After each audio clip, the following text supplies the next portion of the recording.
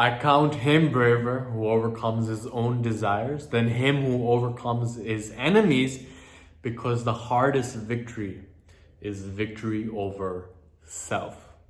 Aristotle. So monk mode is the golden path towards self-mastery, and self-mastery is when you are able to control and master your own appetites, emotions, and inclinations, which means that you are able to do what needs to get done in order to create yourself in the vision of what you imagine yourself to be capable of, rather than getting sucked into the distractions and the temptations that hold you back from expressing your potential. Now, in this video, I'm going to be giving you the keys to self-mastery, how you can unlock it for yourself. But if you have been watching this channel for a while, you know that the Monk Mode Challenge is starting very soon. So if you want to join us inside a community, a like-minded brotherhood in which we are going to hold each other accountable to a high standard as we go through 30 days of missions in order to create that sense of knowing, of certainty, of clarity in our lives, of walking our authentic path and purpose, then you can open up a new tab in your browser. Go to monkmodechallenge.com, and I would love to see you on the inside. Now, whether you decide to join or not, in this video, I'm going to be giving you the formula for self-mastery so that you can experience this state of higher awareness and consciousness in your own life. Okay, now, like I said, self-mastery is the mastery of one's own emotions, inclinations, and appetites. And it's a combination of two pillars, okay? So self-mastery is equal to self-awareness plus self-discipline, okay? We need both of these things in order to master ourselves, because if we have one without the other, for example, if we have self-awareness without self-discipline, then we just get caught up in the state of reflection without actually implementing, right? And if we have self-discipline without self-awareness, then we can get caught up in the doing paradigm without actually knowing why we are doing what we're doing and where we are headed as a result of our actions. Okay, so first and foremost, what is self-awareness? Now, likely that you have heard this term before, but what does it mean specifically? So through the lens of what I discuss it as, is that self-awareness is first and foremost knowing what is important to you, right? Knowing your values, knowing why you're here, knowing what you're here to do, knowing what behaviors serve you, knowing which behaviors don't serve you. It's really about knowing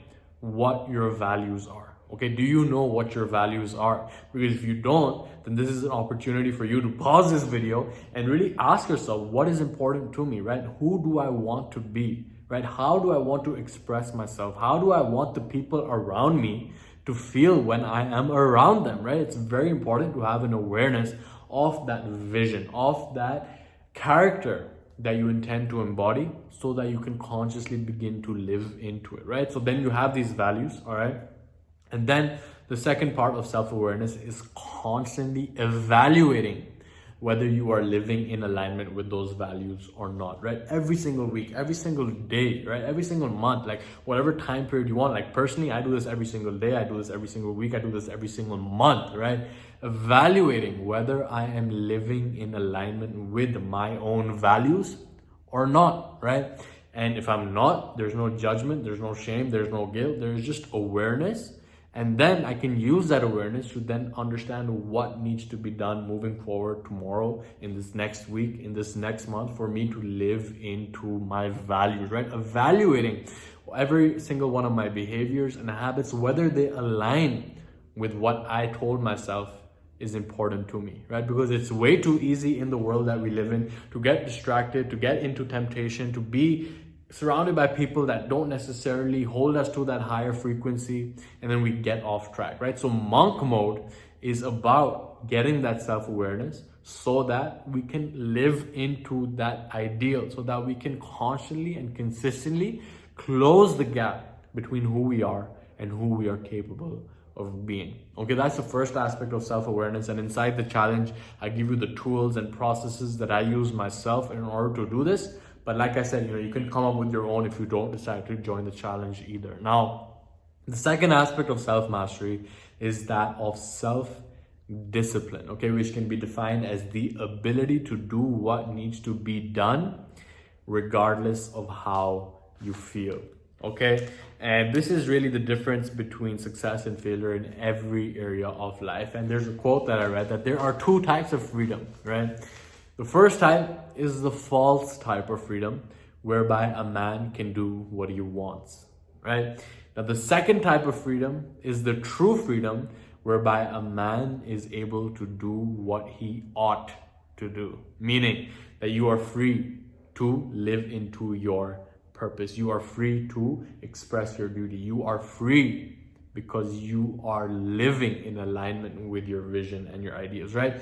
There's a perspective that we have been fed since childhood that discipline means sitting in your seat and only speaking when spoken to and doing what you're told, right? But that's not the discipline that I'm referring to over here. I'm talking about aligning your own behaviors, your own inclination, your own activities, aligning all of this, aligning your state of being with what you already told yourself is important to you, right? Disciplining yourself with what you deem to be valuable rather than what someone else told you is valuable, right? Because we can be very disciplined in going down a path which we didn't choose for ourselves, and then we go down that path and we reach the end of it and realize that we were on the wrong path the whole time. And that is when we have the concept of a midlife crisis. But what if that was really a midlife opportunity for us to get that awareness and change our directions and change our trajectory moving forward, right? So in Think and Grow Rich, in Outwitting the Devil, in a lot of Napoleon Hill's works, okay, I am an avid student of Napoleon Hill. I think I will be studying him for the rest of my life at least, because it's such in-depth work. But he makes the case that there are three culprits that cause us to deteriorate in terms of our self-discipline, right? The first thing is our appetite for food. Now, this is something that I am constantly working on myself. I have a tendency to indulge in foods, to eat more than I need to be eating, and just, going down that path of eating to the point where it doesn't serve me anymore, okay? Now, I've definitely improved in that area. I used to be skinny fat. I used to be out of shape. I've definitely improved, and we all have a room for improvement, but really, we have to discipline ourselves with what we put inside our body, okay? This could be the most powerful thing you do for yourself, because what you eat literally becomes you, right? Think about the miracle of your digestive system, which takes the food that you eat and converts it into who you are. So if you are feeding your body with edible food-like substances that don't necessarily serve the highest expression of this beautiful gift that we've been given in the form of a human body, right? It's a very precious gift that we have. And when we are hijacked, when our taste buds are hijacked by these scientists who are creating these edible food-like substances that aren't even food, right? That is when we end up experiencing suboptimal functioning, suboptimal energy. And if you don't have energy, then you can't do anything, right? Energy is the one thing that you have to invest into your relationships, to invest into your business, to invest into your health, right? But if you don't have that, then you can't really do anything. You're just on your bed all day.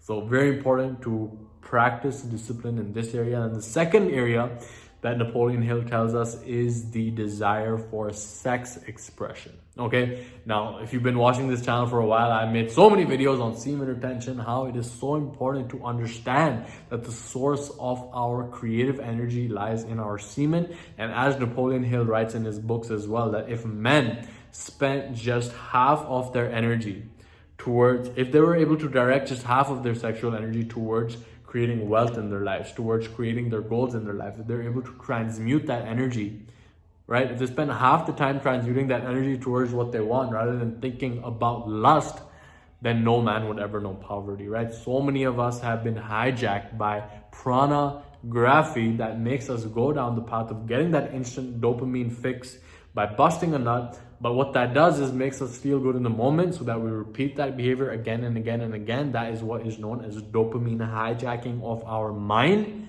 And even though it's not serving us in the long term, it does serve us with that quick fix in the short term, and therefore we destroy our well-being, okay? An essential component in becoming the man that you are capable of being is expanding your time horizon, meaning that you are able to evaluate the impact of your decisions that you're making in the present moment across time. Meaning, what are the first order consequences of busting a nut? Yeah, you'll feel good, you'll feel amazing. The second order consequences, you won't have energy.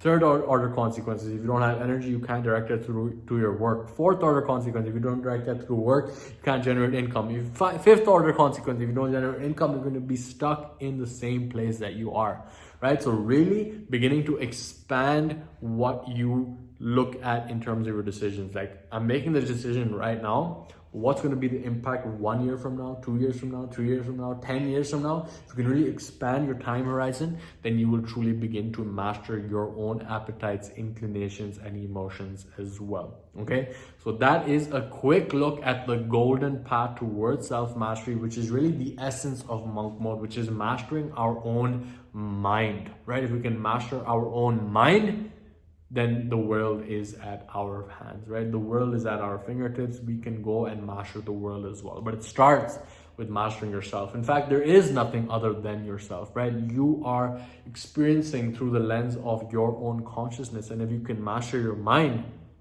then you are the master of the world as well. Okay, now if you want to join us inside the 30 days of monk mode challenge, where I'm going to be guiding you every single day, giving you a mission every single day to get that clarity, to build that self-awareness, to develop that self-discipline systematically and through a process, then you can open up a new tab in your browser window right now. Go to monkmodechallenge.com, and I would love to see you on the inside. Now, whether you decide to join, whether you decide not to join, understand that self-discipline and self-awareness are the golden keys that unlock self-mastery in our lives. And going monk mode is about diving deep into getting the answers about why we're here, right? About what's important to us, getting clear on what our values are, and then developing the discipline that once we know what our path and purpose is, to consistently and predictably walk that path every single day. Okay, so with that, I'll conclude today's video. Leave a comment below letting me know your number one takeaway from this video. Click the like button if you like it. Subscribe if you have not already. But with all that being said, I'm going to leave you in the peace and power of the one infinite creator, and I will catch you in the next one. Much love to you. Take care.